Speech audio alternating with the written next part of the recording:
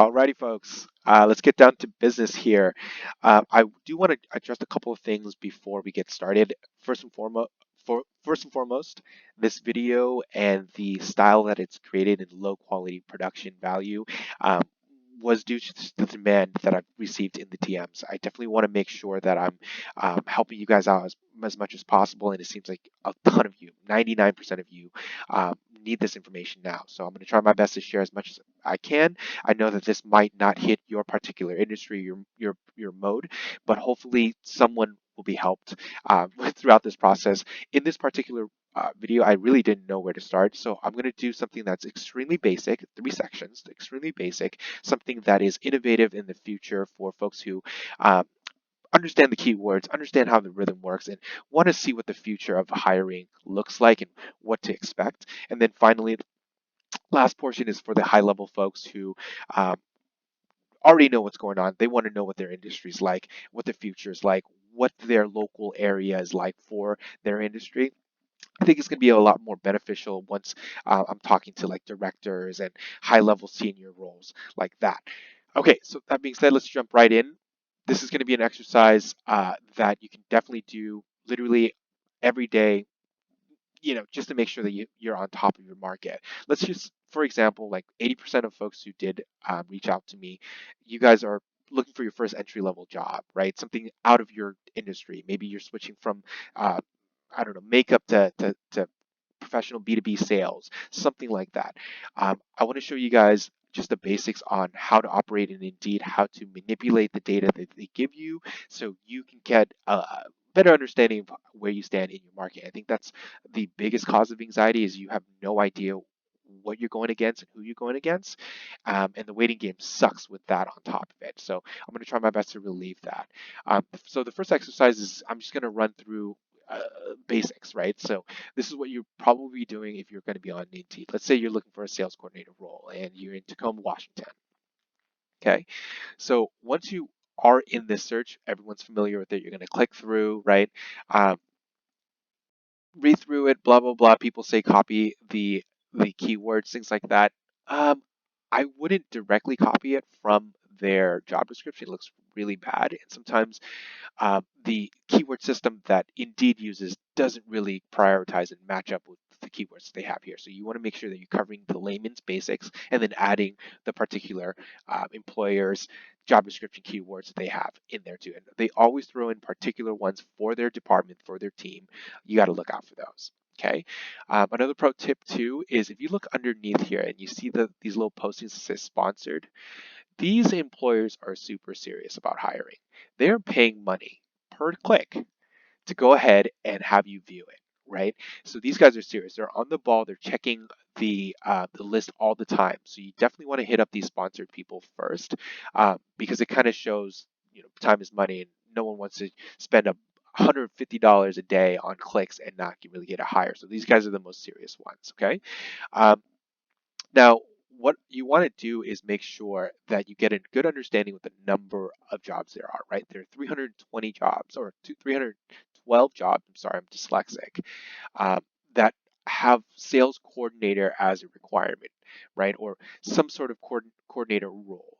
Um, Now, once you understand that, that's 312 jobs, right? You're going to go over to something called Indeed Resume, and it's on the top left-hand side when you check out Indeed.com. Just go click on Find Resume. This is typically a subscription-based platform, but what we can do is utilize it just to get the basic information of the area, right? This database actually shows the particular now it doesn't tell you the name or anything like that, but their particular currently held roles, how long they've been there, their education, their skill sets on the bottom here. um, so it's really key to kind of measure yourself up with the competition. But as you see here, there's 75 resumes. Now, sometimes resumes aren't updated, right? And they're still counted. So we don't want to be investigating someone who already got a job in July of last year or even February of this year. We want to make sure that we're targeting and understanding the people who are literally looking for a job today, right? So on the left-hand side here it says last updated. It's loaded stock at 6 months, but I typically switch it to last month or even last week, right? Last week, these people are literally your competition right now. So it's really good to kind of understand where they're coming from, what sort of backgrounds they're bringing, because they're most likely applying to the jobs that you're applying to too. Let's be very honest, right? So there you go. That's a really good way to kind of cross-reference, get some data that kind of helps your case. Now, let's say in a particular case, there are 12 jobs and 75 applicants. You know for sure, your probability, your chances of getting landing that job is pretty slim. So maybe you should look in a different town, maybe as an entry level job, look into maybe transportation coordination or logistics coordination, something like that. Don't dive too deeply and commit. One thing I learned from speaking with employers and job seekers is the degree that you get probably will not be for the field that you're going to be working in. So be open minded. In today's time, there's not really room to kind of stick to your guns. Everyone's hungry and everyone's willing to do something different. So you can't be the only one that's not. Okay, so hopefully that helps. That's just a quick thing to reference through. I want to dive right into job descriptions because I see a lot of questions about them and I really don't know how to answer it. Um, as far as resumes go, honestly, it's a shot in the dark. It really depends on the HR manager and their style. What you can know is particular industries, for example, accounting, they don't like fluff at all. They don't even like two types of fonts, right? They want straight to the point experience, bullet point journalistic handwrite, shorthand. That's what they want. Right. But if you're doing a sales job, a marketing job, things like that, they want to see a little bit of color. They want to be able to see your critical thinking, your soft skills, things like that. So your resume will have different types of keywords. What I want to show you guys is what I actually show my employers and what I've seen um, in the keyword system being repeatedly used by multiple employers all around the nation. Okay, so it's a really dumb site. I know I shouldn't be promoting all this stuff, but it's called Workable, right? Workable is a great HR platform tool. That kind of provides you the all-in-one job description that you need, and they can actually have a professional go in there with your HR manager to kind of help curate more specialized roles too. That being said, let's go ahead and see what they have here. So it's called resourcesworkable.com.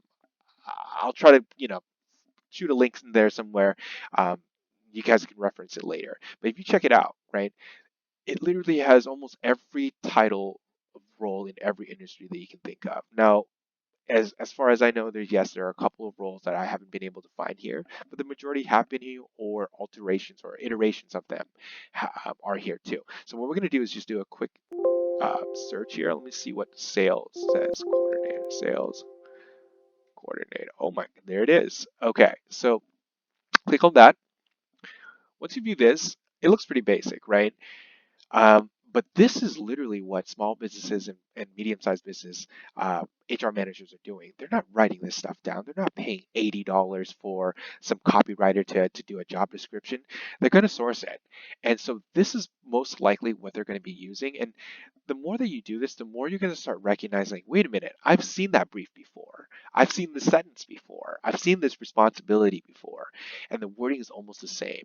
Okay, so this is where you're going to get a good understanding of what sort of keywords you need to use and what formatting. So good computer skills, MS Office, right? You don't write Microsoft, you always write MS. MS is continuously used throughout a lot of different um, job descriptions that I've seen. So stick with MS Office there. Now, as far as what keywords to use, I would literally, whatever position that you're applying for, whatever employer, I would check out their job description and then take a look at these job descriptions for the same type of role, and they kind of match it up. Now, you want to throw in some soft skills too, especially if you're doing sales. I know there are a couple of folks that did hit me up for sales roles to start off with. You do want to mention some soft skills. You do want to, mention some quotas, some goals that you've hit in the past, even if it's literally selling phones at T-Mobile. That's something, right? So really focus on those small little things there. Now, that being said, I really don't know what else to to pinpoint and talk about. There's just so many avenues that we can take. So I'm just gonna leave it there. You guys can ask more questions, or maybe on the next session I can go a little deeper, talking about particular keywords, how to strategize on when to apply, things like that. Um, we can do that later. I think we're going to move on to the next thing, which is the future. The future of recruiting and the future of hiring is going to be really different. Okay, and Indeed's already been working on it, and of course it's AI learning, right? It's cognitive learning, and it's already here. A portion of it is already public for a couple of um, regions in the United States for employers to use. But ideally, what you're going to be able to experience is not even an HR person, right? So before you even go into the office, you're going to be introduced to a series of tests, right? And it doesn't really matter if you're a dishwasher or you're a software engineer. These tests are going to be so vast, so I guess, I don't know, so effective to cover almost every sort of position that everyone's going to have to do this. So I was thinking in my head, like, if you graduated college and you said, I'm never going to take a multiple choice exam again, well, guess what? You're wrong. In the future, you're going to be doing that for almost every job application that you turn in. So uh, just and that also answers one question that someone had too. It's like, so how are we going to stop this if they're being inundated with fake resumes, underqualified resumes? How am I going to be able to be seen if I'm actually qualified? And that's a really good question, and it's a question that the industry's been trying to answer, and Indeed's definitely been trying to answer for a long time. And I truly believe that Indeed Assessment, which is this guy here, and you can actually access this and play around with it too. I can give you the links. It's literally indeed.com/assessments there. But what assessments is a set of 50 or whatever amount of tests that they have right now in their library on particular skills, roles, cognitive abilities. Are you able to exercise good judgment in a certain time period, in a certain situation? Um, these tests will be recorded and delivered to the employer. Now, even before you talk to anyone, you're going to be judged, right? So this is just the future. Um, Now, I've told a lot of people this, especially my close friends who have looked for jobs in the past. It's not easy, okay? With the internet and the availability of us to search for so many different types of roles and jobs all the time, it's it's almost impossible for me to sit here and say, well, that's it, we've made it. No, with more convenience, we create more issues and more complicated problems, right? So the most complicated problem right now is you're swimming in a pool of candidates and you're not being seen. So this is Indeed's solution here. So I kind of want to show you guys just what the future is going to be like, right? So let's say, um, gosh, there's so many different types of tests here. Attention to detail, super simple type of test, right? Here, they will literally explain, and this is employer facing, so you can kind of understand what they're trying to sell as a convenience by making job seekers take these types of tests. So you can take a look here. It's just like finding and counting for mistakes for documents, things like that are very particular, right? And here's the cool part. They actually give you sample questions here. Okay, this is interesting. Now, some of the questions are multiple choice, some of them are pick a couple, some of them are alphabetized, things like that. They're not as easy as like A, B, C, D. Okay. A couple of them are even crazier where you have to take a phone call. I'm trying to find that right now, um, where you are literally having to phone someone. Like they call you. Your answers recorded. They'll ask you like, okay, so in a situation like this, how would you rephrase it? And how you would rephrase that is recorded, and then the employer listens to it later. It's incredible. I think this is how machine learning is going to start. They're going to be able to pick up on your tones. Are you able to carry a good conversation, over the phone, in person, through text, things like that. They're going to be literally analyzing and grading you for everything. So be on the lookout for that. I would recommend that you guys get comfortable with this. I don't think this is going to change. This is a solution that corporations love because it's a asset that they can buy and grow and build on and maybe even license in the future. So they love this. Um, okay, so that being said, I mean, that's really all I have. Yeah, I hope that this helps a little bit. to anyone. I'm not really sure. I'm gonna do the Q&As once I get back. I will be working uh, pretty much throughout the next couple of weeks, maybe even into August. So I'll try my best to answer DMs. And if you guys really want another janky little video like this, make sure you ask me the right questions next time. Maybe I'll cover more into detail on what employers see and what you can do to kind of up your visibility as far as like traffic on Indeed. You know what? I'll go ahead and cover that now. Let's just say you're logged in, right? And you're looking for a ton of jobs and you don't know why you're not being seen.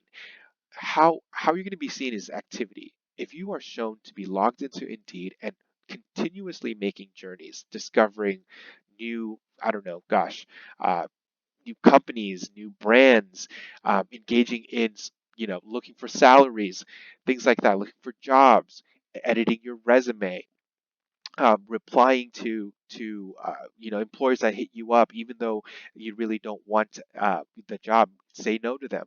Those are little small points that carry your profile a little bit higher. Now, Indeed doesn't just make hires off you applying for jobs. No, there's a thing called Indeed Hire where recruiters are hunting for you, right? So ideally, you don't want to just apply and hope for things. You want to make sure that you're creating a ton of activity on your Indeed account, therefore making you a viable account, someone that is actively looking for a job. That will give you a higher probability in showing up in emails for employers on the bottom of.